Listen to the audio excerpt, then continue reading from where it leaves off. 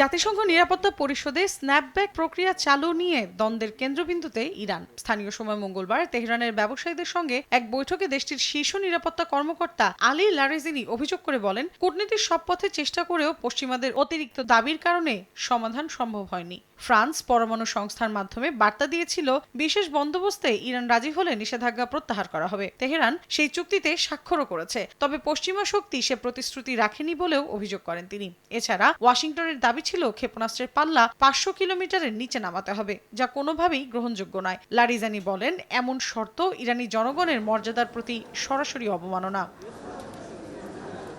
একই দিন যুক্তরাষ্ট্রের সঙ্গে আলোচনার প্রস্তাব নাকচ করে দেন ইরানের সর্বোচ্চ ধর্মীয় নেতা আয়াতুল্লাহ আলী খামেনি। বলেন, ইউরেনিয়াম সমৃদ্ধকরণে কোনো চাপের কাছে মাথা নত করবে না ইরান। মার্কিন প্রশাসনের সঙ্গে কথা বললে তেহরানের কোনো লাভ নেই, বরং ক্ষতিই রয়েছে।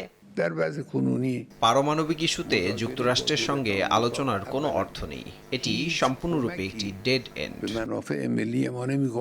খামেনি আরো বলেন, ইরান চাইলে উচ্চমাত্রায় সমৃদ্ধ ইউরেনিয়াম উৎপাদন করতে সক্ষম, তবে পারমাণবিক অস্ত্র কোনোভাবেই এজেন্ডায় নেই। হামলার মাধ্যমেও এখাতে গবেষণা থেমে নেই, কারণ এটি এখন সম্পূর্ণ দেশীয় জ্ঞানভিত্তিক প্রযুক্তি বলে উল্লেখ করেন তিনি।